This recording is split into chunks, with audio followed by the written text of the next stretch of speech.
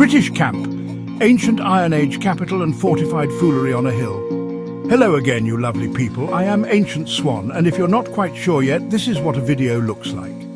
Welcome to British camp, also known as Herefordshire Beacon, which, by the way, sounds less like an ancient fortress and more like the moderately priced retirement village I will one day send my parents to. And yes, Dad, if you're watching this, you are going, and this is not up for debate. So what is British camp?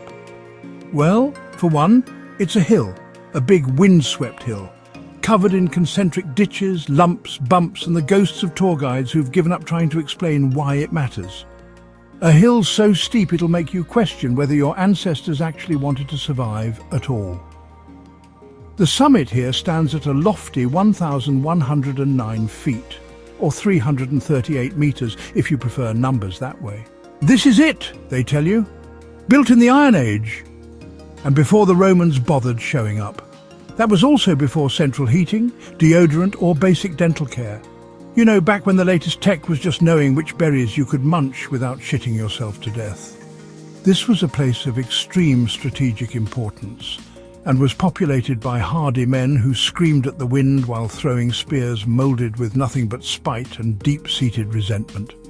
And the views, they'll say, you can see all the way to Wales. Big whoop. All that tells me is someone stood there 3,000 years ago and said, well, at least we'll see them before they see us. Should give me plenty of time to hide. Tell the Welsh we're not in. The diarist, John Evelyn, who lived way back when, between the years 1620 to 1706, once remarked that the view from the hill was one of the godliest vistas in all of Britain. One must assume, then, that when he said this, he was looking eastwards towards England and not west towards the other place. You walk up this hill. Well, I use the word walk, but likely for me it'd be more of a huffing and puffing up the hill, questioning all my life choices. Meanwhile, back in the day, some Bronze Age fella was sprinting up there with a goat on his shoulders and a spear in his teeth like it's a normal Tuesday. And we think we invented CrossFit? Please, I don't quite think so. They didn't have cigarettes back then either, you know. So that probably helped them a bit too, not having lungs made of tar. And while I'm here, what f***ing genius names a place British camp? That's the equivalent of calling Stonehenge some rocks. Imagine if the pyramids were just labelled desert triangles. It's no longer called Buckingham Palace. I have just renamed it to House of the Rich Folk. I don't know who renamed this place British camp, but if anyone deserves a swift master slap to the face, it's this guy. Absolute wanker with zero imagination. If he had any brains, he'd be embarrassed. And the ditch system, designed to confuse attackers, says the pamphlet. Nah, mate, it's confusing everyone. Half the tourists end up walking in circles for 20 minutes. My mate Dave nearly summoned a druid by accident. It's like Hogwarts landscaping done by someone with vertigo. But then, this is all just proof of how effective these ditches and earthworks were at repelling invaders. These folks were proud of their earthworks, big mounds of, well, earth. Basically angry landscaping. An entire national defence strategy based on, well, I hope the enemy doesn't like hiking. But hey, it worked kind of, for a while. British camp was built around 200 BC and was used all the way through the Roman times. The ditch and counterscarp bank around the entire site covers 3 hills, and with a perimeter stretching more than 2 kilometres. The original earthworks surrounded the base of the central hill, but over time more folk with more determination surrounded more hills with more earthworks, and they'd have been glad they did too, because the Romans were taking a fancy to old Blighty. And British camp was on their agenda. Before long, in the 1st century AD, the Romans showed up and went, nah bro, too drafty, turned around and marched elsewhere to build villas with heated floors and bathhouses the size of Tesco's. Now it is very clear that this site was of great strategic importance, which when translated means some blokes shouted from here, threw spears, and then died. The Romans may have built their warmer houses somewhere a bit lower down and less windy, but that doesn't mean they weren't interested in this place. British camp was the capital of a people who owned this land, and the Romans had recently decided they would prefer a wee bit transferring of ownership in their direction, and anyone who disagreed would find themselves very, very, very dead. very, very, very soon. It is even said that Karaticus, ancient British chieftain of the Catuvelluni tribe, made his last stand here at British camp. Imagine it might look all peaceful now, with the tourists gasping for oxygen, and their dogs being held back from sprinting after sheep. But there was a day, an important day, almost 2,000 years ago, when one of British history's most important warriors fought tooth and nail here in a battle to the death, in the hope of warding off his new Roman oppressors. There is a certain type of magic to places like this. Even if the memory is so long gone, we can't even remember what the place was really called. British camp. Really? That's what we're calling it now?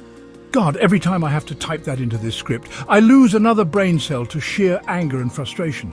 It's such a shit name. British camp? Absolute garbage name. I'm glad Karaticus isn't around today to hear what we've called this place. I'm embarrassed just thinking about it. Anyway, I digress. Rant over for now.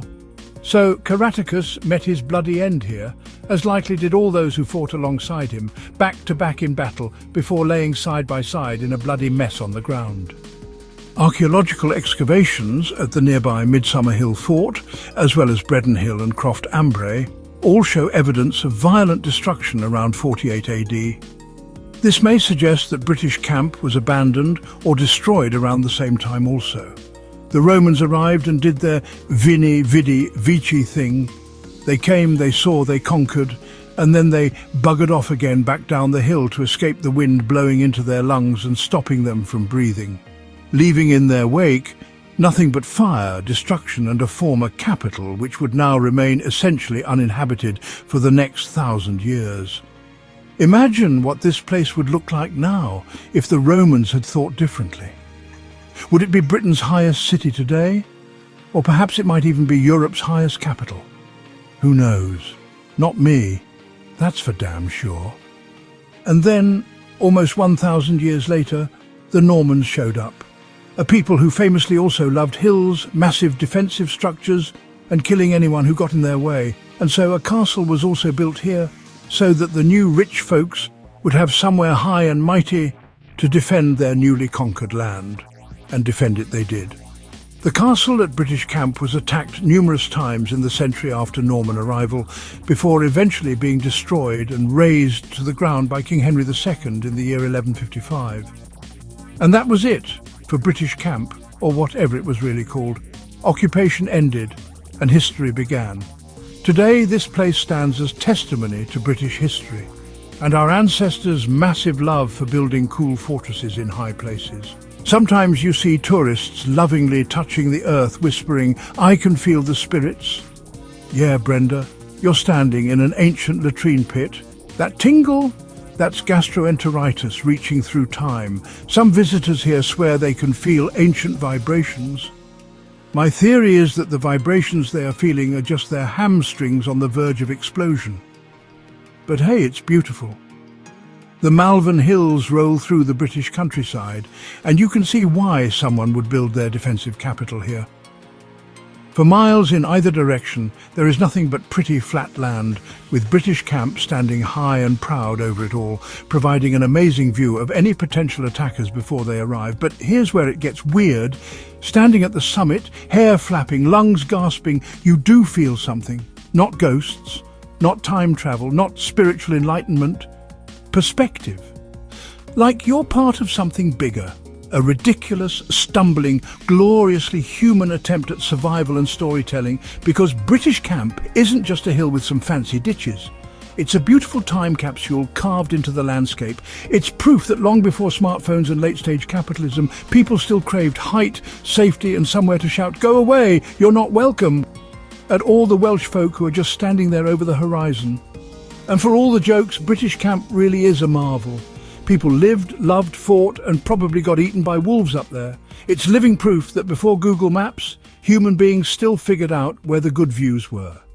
So maybe next time you're standing at the summit, with the wind screaming into your skull like a banshee with debt problems, remember, some ancient teenager carved their name into a stone up here too, and then probably died because they forgot to boil their river water. They weren't perfect, but neither are we. And at least they left something behind that didn't require a charger. And just like us, they were trying to matter in a world that constantly forgets. Or perhaps more like me, they were just trying to forget. In a world that's constantly reminding them that death might be just around the corner. And so, ladies, gentle ladies and men of YouTube, what have you learned today? I'm not sure, I'm not there with you, but I can tell you what I have learned. I've learned that I smoked too much in my 20s and 30s, and steep hills now have a power over me that not even my wife can hold. I've also learned that no matter how high you build, there's always going to be an enemy somewhere who looks at your hill and scoffs, because he has an entire legion behind him, and your big high bit of ground might as well be in a ditch for all it matters. I've also learned that some people are absolutely garbage at giving names to things, and those people should be whipped and convinced to keep quiet. Can you just imagine what this asshole called his children? Oh hi, meet my wife Jezebel and my children daughter number 1 and daughter number 2. Also say hello to my dog. Dog.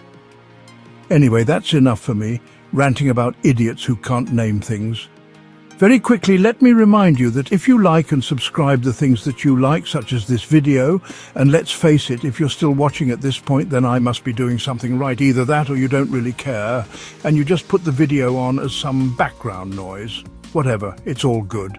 Please do like and subscribe also, it helps the channel, or at least that's what I've been told by people who know more than me. Don't forget the Patreon also. It's how I survive the cold, harsh winters with warm coffee and a lovely fuzzy feeling in my heart, knowing that DD, George H, Anthony T, Stephen and Malichi I are the world's best Patreons. True fact. Now then, the home stretch. Much of the footage you've been watching in this video is from the custom map that I made for the game Cities Skylines 2. I do it because that's what I do now. Build worlds, and then build cities, and then build videos to talk about the worlds and the cities I build. It's a simple life, but it's my life, and you're not having it. If you'd also like to build your city on this map, then go ahead and grab it for free by following the link in the description below. What would it look like if it had never been abandoned? Grab the map and play to find out. And if you need to know the map information before doing that, then here it is, right this second. Climate, -3 to 19 degrees C. Buildable area, 76%. Outside connections, roads, rail, sea, air, power, natural resources, wheat 80 square kilometres, forest 57 kilotons, ore 42 kilotons, oil 74 kilotons, fish 15 kilotons. Terrain, the Malvern Hills run down the centre of this map, with flattish land to their east and west. Right then, lovely folks, it's time for me to go. This video is at its end. I hope you enjoyed. Don't forget to come back next time. I don't know what it will be yet, but I'm pretty much 100% sure that it will be something. That's all. Peace, love and British camp. Goodbye.